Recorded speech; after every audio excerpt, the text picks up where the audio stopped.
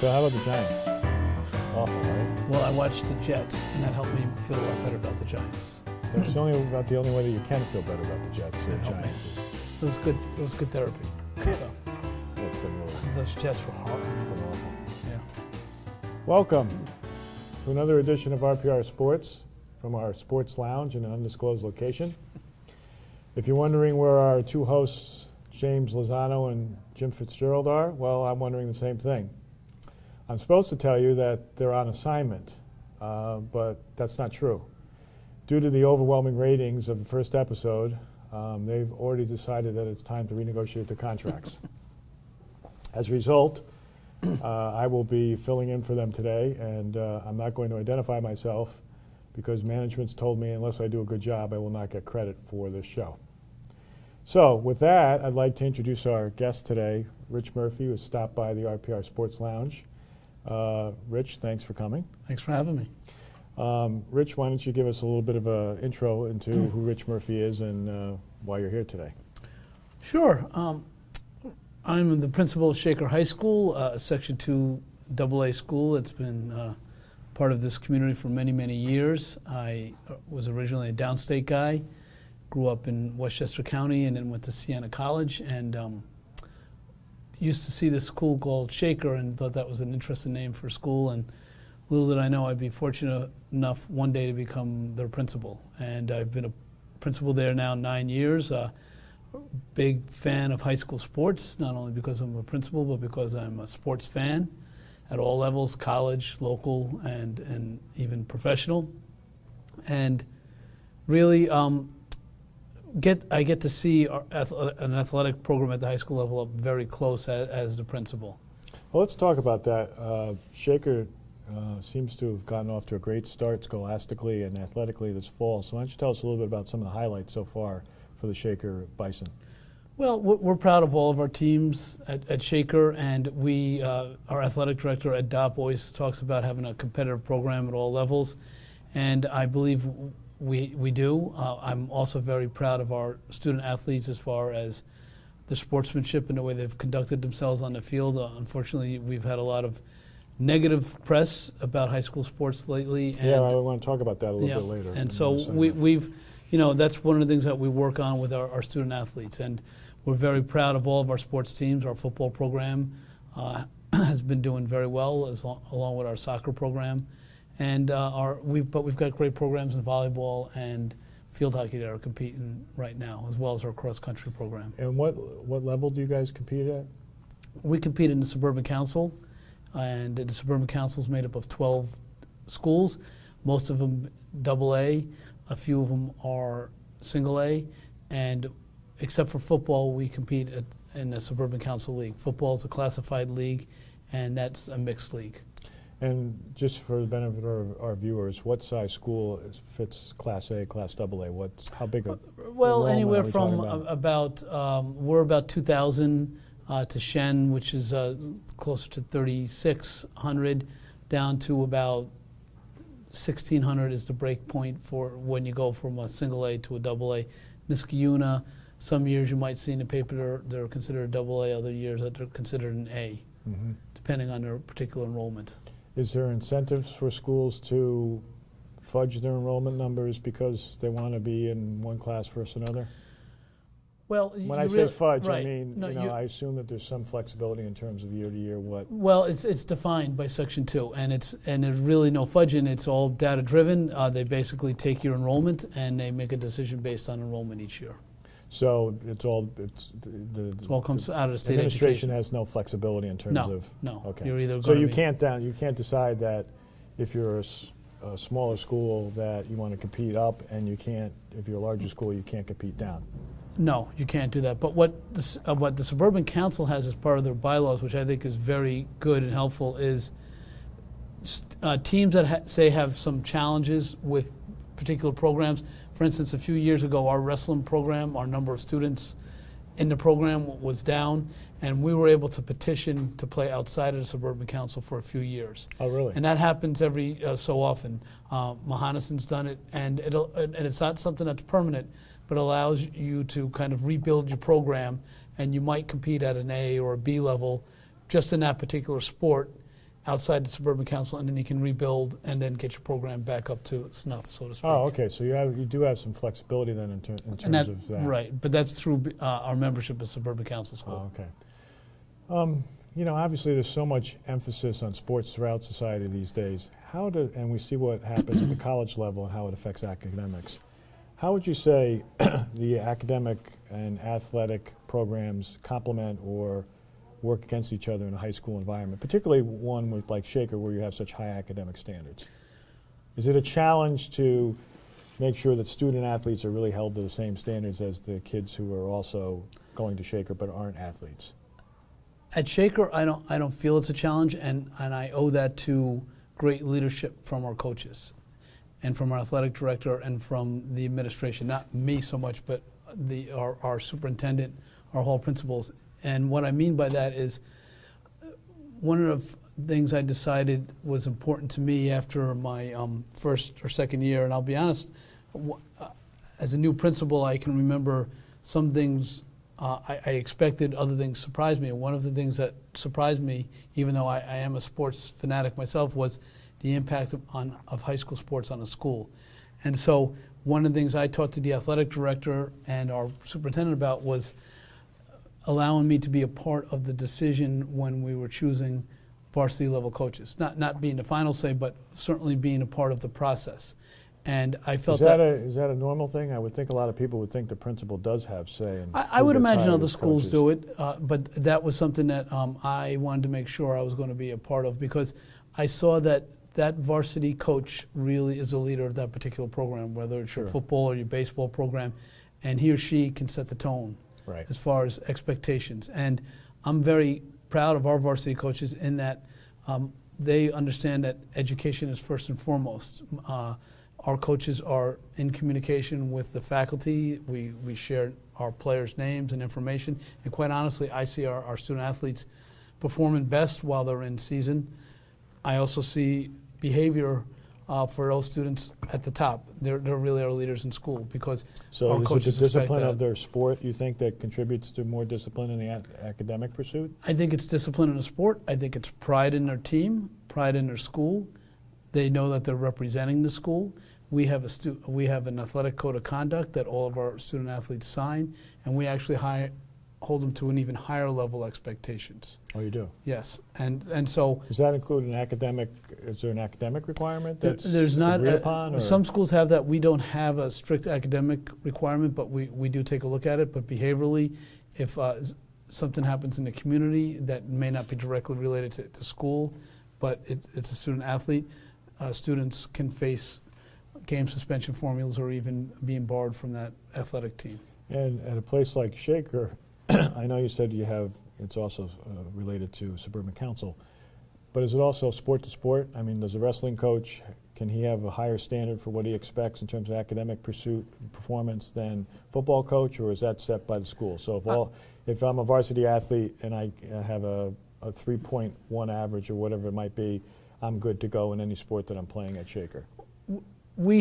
I think there really is the idea of students being in good academic standing. Okay. And it doesn't really matter what sport you're in. If a student is missing a lot of school or is not performing well in the classroom, no matter what sport he or she's in, we're going to draw attention to it, and we're going to start working with them on that. And what I think is really terrific is at Shaker, our day ends at 2:17, but our teachers are available to 3:08 every day for after school help. And our coaches preach to our students that if you've got some extra help that you need on that Wednesday, if you need to make up a test or something's going on, that's first and foremost. Okay. So practice never overrides that academic help that's available for students. So you feel that even though Shaker has a very competitive sports program throughout its sporting opportunities, that first and foremost the kids have to be getting it done in the classroom, otherwise they're not getting out in the field or the court or what have you. Right, absolutely, because we're fortunate. We have student athletes that do move on to college level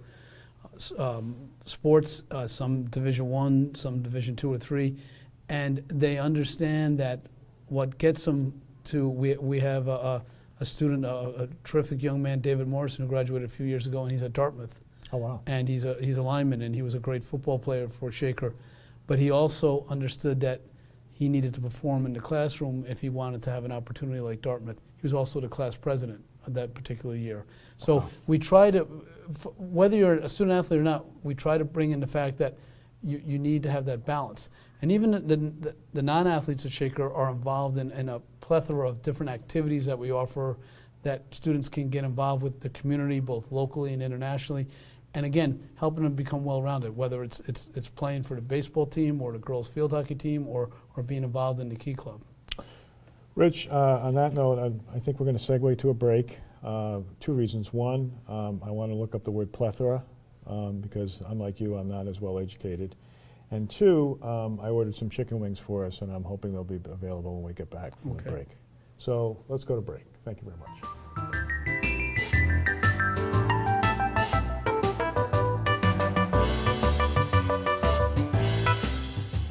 And we're back.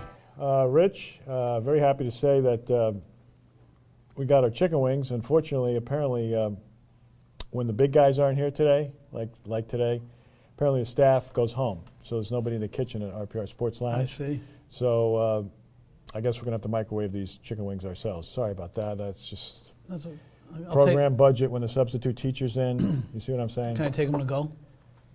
We'll see how you do the rest of the Okay. interview. Thank you.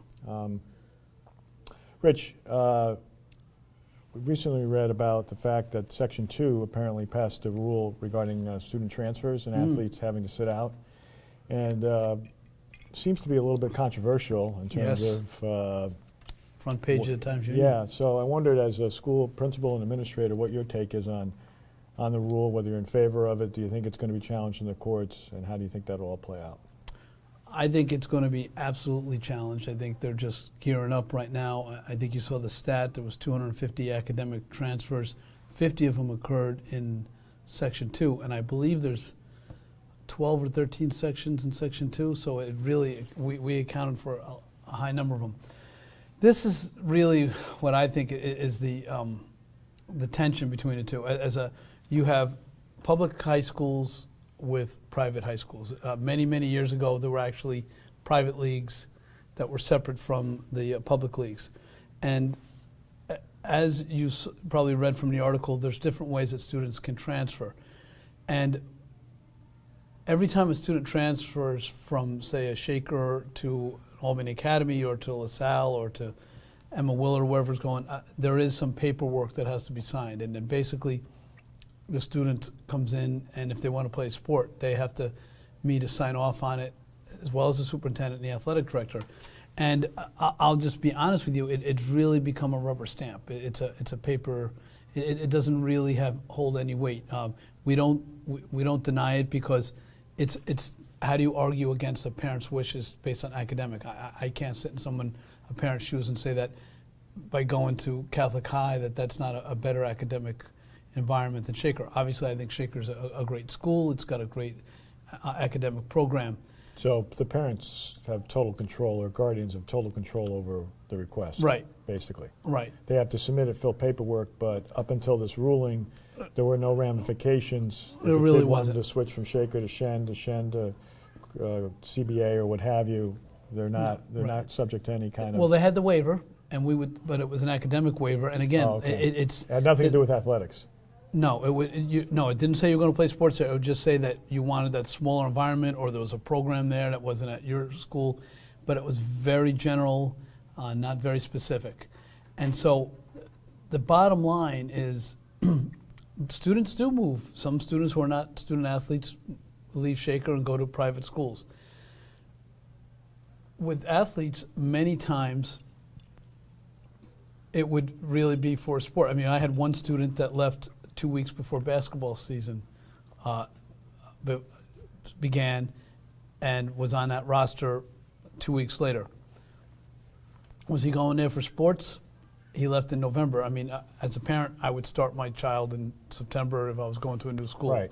So I think that there's been a frustration from the public side of education that, this was happening anyhow. So what they decided to say was, this waiver doesn't really hold any water, it doesn't make any sense, so we're just going to take it out. You can go for other reasons, but not for the academic side. The private schools are upset about that, and they feel that that's going to limit their athletes. But I guess my point is, if your child needs to go to Catholic Central or to another private school or to Albany Academy, we're not saying you can't go there for academics. You can certainly go there. We're just saying that if it's to play sports and you want to be held accountable, then you're going to have to wait that year and then play. Just like a student at Shaker couldn't just walk into Shenandoah's public high school and say, I'm going to play for the football team, but you live in Latham. So we don't have that same type of transferring occurring between public schools because we have residency. That's a very strong and easy rule to enforce, unlike the academic transfer. Oh. So, is Section 2 the only one that's adopted this rule? Section 2 right now is the only one that is adopted. And I would suppose that Section 2 and the folks that are empowered there have legal counsel, so Certainly. why would they think that they would be able to sort of go through this without it being challenged? You know, the law's a funny thing, and you never know. Many years ago, when the Section 2 decided to pull the football conference away from the Suburbans and all the others, the Big Ten, and just go to classification, the Suburban Council actually fought Section 2, for want of a better word, and they went and they said no, the Suburban Council lost, and that's why you don't have a Suburban Council football league anymore. You're never sure what your standings are.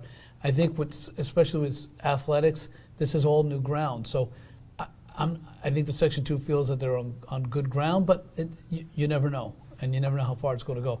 I would think that there's going to be a lot of resources put in on both sides to come to some type of final decision. Do the private schools have a distinct advantage because, in effect, they can recruit students, whereas public schools are not necessarily in the same position to do that? Well, certainly we're held to a geographic area, so we draw our athletes from whoever lives within a particular district. The Albany Academies, if you look at their rosters, are CBAs. They have athletes from around the area. Again, we're not saying if a student starts at CBA, I think that's another important distinction. If your child starts at CBA in 9th grade and they don't transfer in the middle of a high school career, they don't have to wait a year. What the Section 2 is talking about are student athletes that are transferring out of high school, out of current programs into their programs. Oh, I see. So it's a little bit different. So in the meantime, you folks in Section 2 and at Shaker, that's the rule, and you're going to continue to enforce it? Well, it's for next year. Oh, for next year? Yeah, next year. Right now, we still have the academic transfer. So unless there's some kind of restraining notice or injunction filed, that's going to be the rule for next season? We will follow Section 2 rules. Rich, earlier we were talking about conduct, and we were specifically talking about student conduct, but I think as you referenced, there's recently been a couple episodes on the sidelines where there's been some altercations, some coaches involved, assistant coaches, and some schools have taken some disciplinary measures, and I guess they also terminated a coach. And it's been interesting to me to see that the mixed reaction, that it seems like in the area, folks that are not involved with those schools said it was a no-brainer. Of course the coaches should be fired that were involved. But the parents and the fans of those sports at those schools are very upset that the coach was fired and was disciplined. What's your take on that in terms of, can you see both sides of it, or do you clearly side with the administrative aspect of the decision to discipline and I guess terminate the coach for that kind of behavior? Well, student athletes and their coaches have incredible bonds. I mean, we remember our teachers, but I'm sure the student athletes, you remember your coach. And when a coach is terminated for whatever reason, I would think that it's not as if all the team feels negatively towards that coach. The coach may have done something that didn't reflect well on the school district or reflect well on himself or be the right thing for the student athletes, but there's other things that coach has done and may have worked with those kids for many, many years. And you think about coaching, I mean, people see the games and they go to the games, but these coaches spend countless hours with these kids and in all sorts of weather, whether it's standing outside in the rain, beginning summer sessions in August, in the wintertime, late evenings with practices in the gym, whatever this particular sport calls. So these kids see these coaches with them, and they do have a bond with them, and the parents begin to have a bond as well. And I think that anytime a coach is let go, it's never a perfect solution, especially if it's in the middle of a season, Right. because it's like taking away part of the team. It's like, suspending half the team or not allowing others to play. So it's like breaking up a family nearly, Right. rightly or wrongly. So I think there's such emotion that goes into those types of decisions, and the reactions can be very strong. But with that said, the administration has an obligation, similar to teachers in the classroom, administrators in the hallways, that you have certain expectations for how you conduct yourselves. And what I think is important as an administrator, and I go back to what I said earlier about being involved in the hiring of the varsity coach, is that you've got a great athletic director that's setting the tone, you've got expectations, you've got a community that understands what's supposed to happen. And that sometimes, especially with new coaches, they might make a poor decision, and you work on remediating that and coaching them to make improvements so that you don't get to this critical issue. So you're preventive. You sweat the small things early. But it's the kinds of things that are happening behind the scenes, not necessarily in public, right? Right.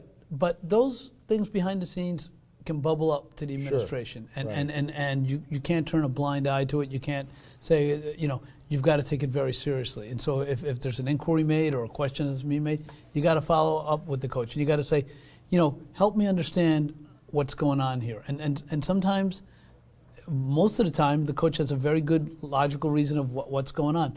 Other times you may uncover some things that you've got concerns about that you can work on with the coach. So in terms of the standard of behavior, would you say that if something happens in practice that's objectionable, the same discipline would be applied as if it happens on a game day? In other words, As far as the coach's behavior? Yeah, in other words, if the same behavior is happening at a practice with a coach interaction with a student athlete, but it's at a practice, but that same behavior or conduct is now seen by the fans at a game, and would there be two different approaches to that discipline, or do you think? No, you've got to be true to yourself at all times, whether it's with the team on a practice day, or whether it's in front of 3,000 fans in a football stadium or a full capacity gym.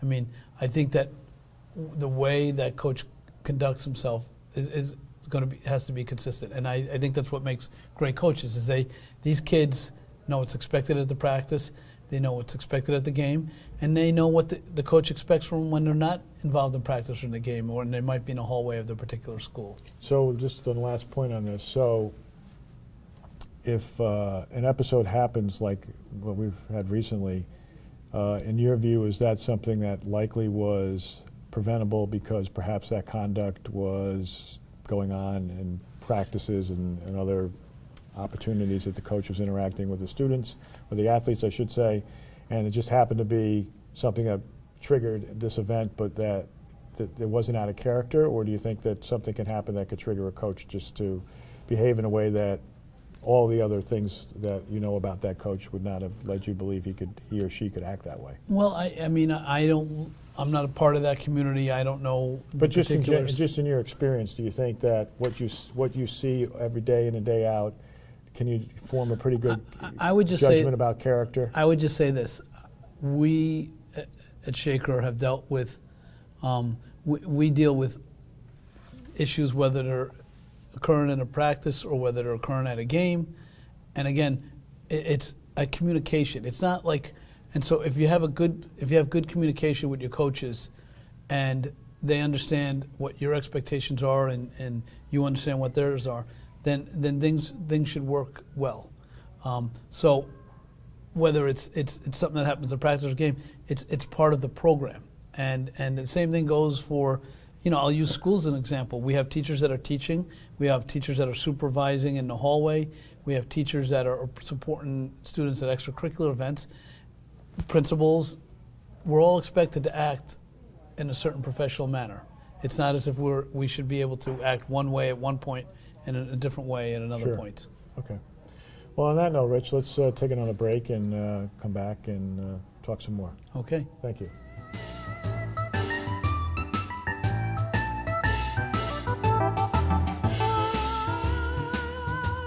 And we're back with Rich Murphy on RPR Sports.